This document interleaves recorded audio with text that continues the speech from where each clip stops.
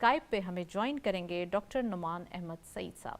आप IT expert हैं, IT में आपकी एक्सपर्टीज़ बहुत है और बिजनेसमैन भी हैं। So welcome to the show doctor Numan साहब। मैं डॉक्टर नुमान साहब से पूछना चाहूँगी, नुमान साहब सबसे पहले ये बताइए कि आप इंट्रोडक्टरी कमेंट में पॉलिसी ईजिंग हुई और जो हमारे इंडिकेटर्स जो कि आपने इंट्रोडक्शन में सुना, कितना ज़्यादा वाजे है और खुशाइन बात है पाकिस्तान के लिए, ख़ासकर जब हम एक्सपोर्ट के नंबर्स की बात करें, जो कि मैंने इंट्रोडक्शन में नहीं कहा कि आईटी एक्सपोर्ट हमारे पास 40% से भी अबव ग्रोथ देखी गई है लास्ट फिस्कल ईयर, और इस फिस्कल ईयर के लिए थोड़ा सा कहा यह जा रहा है कि मज़ीद इम्कानात हैं।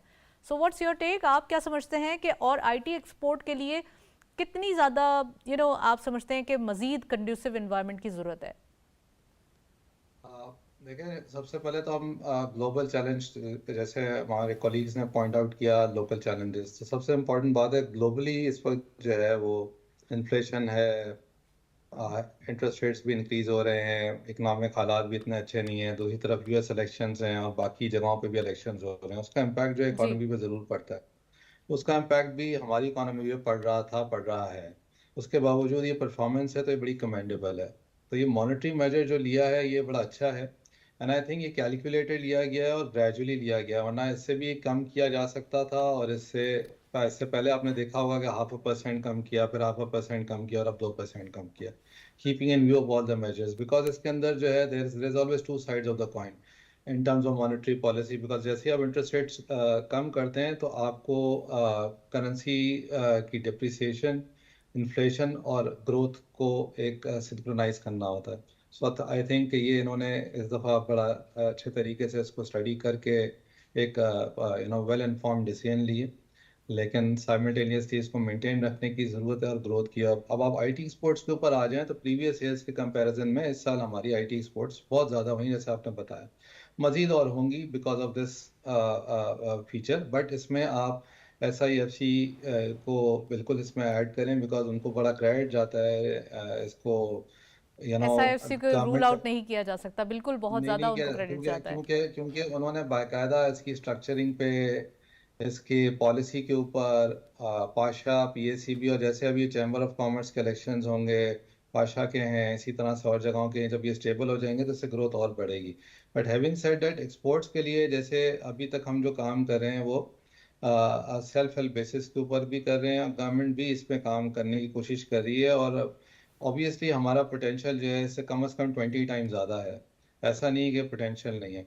बट जो इम्पोर्टेंट चीज़ है वो है पॉलिसी की कंसिस्टेंसी, नंबर वन। बिकॉज अगर आप कोई भी आईटी को आप अगर सेपरेटली लें, बिकॉज दिस कैन अगर आप दुनिया के टॉप 10 अमीर तरीन लोगों को देखेंगे तो उसमें से 6 या 7 जो हैं वो आईटी एक्सपर्ट्स हैं, या आईटी कंपनीज के मालिक हैं, या बिजनेसेस के मालिक हैं। जी। दैट शोज कि where the economy is going. और आईटी हर जगह इस्तेमाल होती है। सो उसको अगर आप सही तरीके से एक इंफ्रास्ट्रक्चर बनाएं, सबसे पहले जैसे आजकल ये इंटरनेट का जो चैलेंज चल हम्म। रहा है, मुख्तलिफ स्टेटमेंट्स आ रही हैं, मुख्तलिफ लोग इस पर अपनी राय दे रहे हैं, लेकिन देखें इसको आपने सॉल्व करना है। कहना आसान है, करना मुश्किल है। तो सबसे पहला काम ये है कि जो आपकी बैंडविड्थ है उसके अंदर आपने एक रिडंडेंट होनी चाहिए, सैटेलाइट के ऊपर आपको जाना चाहिए। प्लस जी। जो आपकी रिपेयर्स हैं आपकी अंडर वाटर केबल्स की, उसको देखेंगे क्या आपका सोल्यूशन है। लेकिन जो इम्पोर्टेंट चीज़ है इसके अंदर वो ये है कि हमारे यहाँ रिसर्च एंड डेवलपमेंट जो है वो थोड़ी कमज़ोर है इस वक्त। हम्म।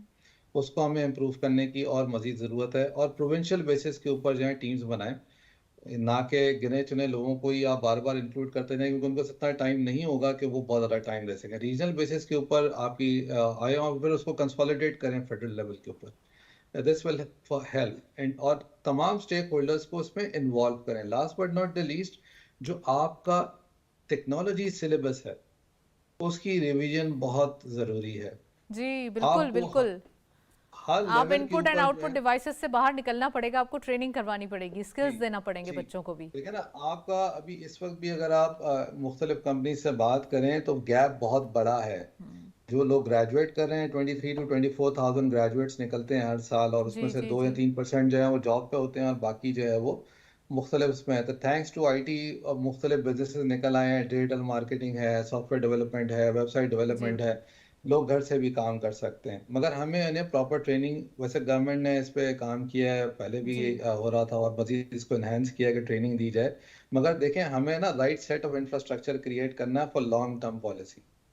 हमें शॉर्ट टर्म राइट गेन्स तो राइट ठीक है, इन बिल्कुल आपने लेकिन सही कहा लेकिन डॉक्टर साहब। हमारे पास ऑप्शंस ये हैं कि हमारी जो पॉलिसीज़ हैं उनको कंसिस्टेंसी की ज़रूरत है। पॉलिसीज़ तो बेस्ट हैं but consistency is the main idea. तो आप क्या समझते हैं? और दूसरा ये कि आईटी के लिए टैक्स हॉलिडे 2025 तक मौजूद है, लेकिन उसके बाद अब क्या लगता है आपको, आईटी क्या फर्दर एग्जेम्पशन चाहती है या ये चाहती है कि उनको जो है वो थोड़ा सा रिलैक्स किया जाए ताकि वो एक्सपोर्ट सेक्टर के लिए एक मल्टीप्लिकेशन जो है वो एक्सपोर्ट में बता सके? देखें, हमारे यहाँ हर चीज़ में जो है ना इनिशिएटिव एंड ड्राइव चाहिए होती है। हम एक इनिशिएटिव ले लेते हैं और फिर ड्राइव रह जाती है उसकी वजह से। लेकिन अभी आप देखें काफ़ी चीज़ें हैं, काफ़ी चीज़ों पे काम होना है, हम्म। और आप किसी चीज़ को ना जल्दबाजी में नहीं कर सकते। जब आप पॉलिसी मेकिंग के ऊपर बात कर रहे हो या आप एक स्ट्रक्चर बनाने की हम्म। कोशिश कर रहे हो, आप घर बनाते हैं तो एक महीने में तो नहीं बनता ना, उसको टाइम लगता है। डिज़ाइन करते हैं, उसको बिल्ड करते हैं, फिर उसके ऊपर जी आप जी जी। सारा काम करते हैं। ठीक है ना? तो इसमें अभी जो काम हो रहा है वो उसमें मजीद और काम, मैंने कहा ना कि SIFC का रोल है, और एजेंसी और जो जितनी बॉडीज़ हैं हमारी आईटी रिलेटेड वो काम कर रही हैं, MOIT भी इस पे काम कर रही है, जी। और मुस्तकिल इसमें ना एक कंसिस्टेंसी है। बट बात सारी ये है कि जो आपकी फॉरेन इन्वेस्टमेंट आती है वो इन मेजर से आती है जो अभी आपके सामने मेरे पैनलिस्ट ने डिस्कस की हैं आपसे। लेकिन मैं आपको एक बड़ी अच्छी एग्जांपल देता हूँ। लास्ट वीक हमारे पास एक अमेरिका से एक लीडिंग बिजनेसमैन आए हुए थे, and he is a multi billionaire. ठीक है? So and he is a good speaker also. So so वो मेरी इन्वेस्टमेंट उनसे के लिए आए हुए डिस्कशन, थे? जी जी जी, तो वो एक डिस्कशन कर रहे थे। उस डिस्कशन के अंदर जब उन्होंने मुझसे बात की तो उन्होंने कहा कि अगर मैं CNN देखता रहता तो मैं शायद पाकिस्तान कभी ना आता। तो सो रोल ऑफ मीडिया मैं इज वेरी मैं important, you are saying that. जी जी जी, तो मैं अभी उसी तरफ आ रहा हूँ। तो उन्होंने कहा कि जी आप जो है अब जब मैं यहाँ आया हूँ, मैंने यहाँ देखा है तो यहाँ का पोटेंशियल तो बहुत डिफरेंट है, and the views that I got over there is was all negative. So मैंने कहा what should we do? So he said कि I think we are behind in projecting ourselves internationally. दूसरी बात यह है कि नैरेटिव बिल्ड करना या नैरेटिव को सोशल मीडिया पे काउंटर करना, ये एक आर्ट और साइंस है। इसको भी हमें लोगों को ट्रेन करना पड़ेगा, बिकॉज देखें at the end of the day हमारे मुल्क की बेइज्जती होती है, हमारे लोगों की बेइज्जती नहीं, होती ये है। जो सोशल मीडिया की तो अब ज़्यादातर लोग तो ये हम कह सकते हैं कि रुझान आ रहा है कि अब उन्हें पता चल जाता है कि फेक न्यूज़ है। कोई भी किसी भी पर्सन की पिक्चर मैं लगा फेक देना न्यूज की और बात उसके नहीं अपने कर रहा। पास से देखें कुछ जी, भी लिख देना। जहाँ नेशनल इंटरेस्ट आते हैं ना, वहाँ जी। पे you have to be careful. Because आपको देखें, आप जो भी न्यूज़ देते हैं, फॉर एग्जांपल अगर आप इंटरनेट की न्यूज़ देख लें, तो अगर आप नेबरिंग कंट्री से जो न्यूज़ आ रही थी वो बहुत ही डेरोगेटरी, एब्सर्ड थी।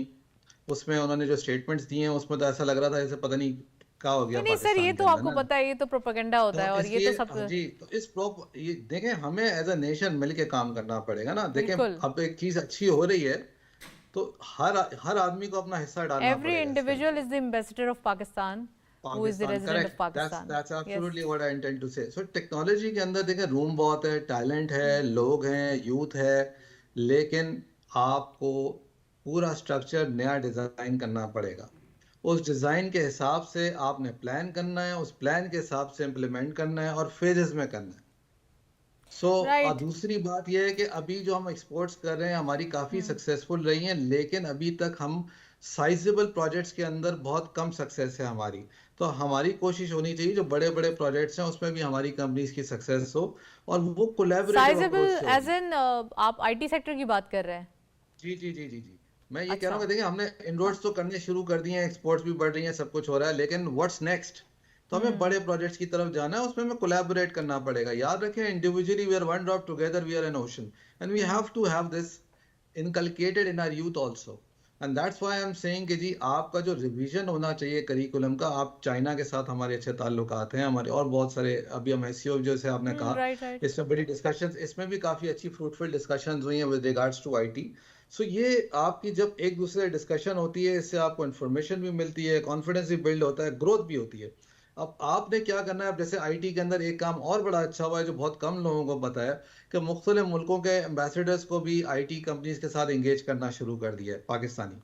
सो वाओ, उससे ये हो गुड। रहा है कि जी वहाँ के अंदर जो है, जो उस मुल्क के अंदर है, जैसे अभी ओस्लो में होने वाले एक एग्जीबिशन है, तो ऑलरेडी एम्बेसडर साहब जो हैं वो he is taking very keen interest in that. उससे पहले जहाँ जहाँ हुए हैं, मोरक्को, दुनिया जहान जी, में जहाँ जहाँ भी हो रहे हैं, सो वहाँ पे उन्होंने ये कर दिया है कि अब कोशिश ये की जा रही है कि वहाँ पे एक परमानेंट डेस्क बन जाए आईटी के लिए, ताकि वो आईटी कंपनीज जो हैं वहाँ पे लोकल बिजनेसेस के साथ कोलैबोरेट कर सकें, उनसे डिस्कस कर सकें, उनसे एमओयू साइन कर सकें और उस एमओयू कन्वर्ट कर सकें बिजनेस में। So this is a very good step. Doctor साहब आप आईटी के हवाले से प्लीज कुछ कंक्लूड करें। देखें, एक तो जैसे बात हो रही है वुमेन एम्पावरमेंट, मैं यूज़ करता हूँ, वुमेन एम्पावरमेंट का लफ्ज़ यूज़ नहीं करता, मैं जी, एम्पावरमेंट की जगह स्ट्रेंथनिंग का वर्ड यूज़ करता हूँ। ट्रू। ये मेरा बिलीफ है personal, because this the right way. Plus ये है कि बहुत सारी फीमेल्स जो हैं वो टेक सेक्टर में काम कर रही हैं, और फ्रीलांसर्स तो बहुत सारी हैं, ठीक है। बहुत ज़्यादा इसके अंदर ग्रोथ है। और आपको मैं एक एग्जांपल देता हूँ कि लास्ट ईयर कोयटा के अंदर एक हम लोगों ने प्रोग्राम किया था, हम्म। एक इंक्यूबेशन के साथ, उसमें 300 बच्चों ने पार्टिसिपेट किया था। और वो सारी की सारी जो हैं वो किसी ना किसी ज़रिए से अपनी इनकम घर बैठे कमा रही हैं, मुख्तलिफ लोगों को सर्विसेज प्रोवाइड कर रही हैं, और जी, वो जी। ये कंट्रीब्यूशन है। सो देखें, अभी शुरू हुई है चीज़ें, और आईटी अभी it's in infancy stage, specially in Pakistan. Right, अब वेल लोगों ने डॉक्टर साहब we are running out of time, sky is the limit of course, ये होगा और पाकिस्तान में जो बिजनेसेस हैं वो ज़रूर फ्लरिश करेंगे। थैंक यू सो मच, आपने डॉक्टर नुमान साहब ज्वाइन किया।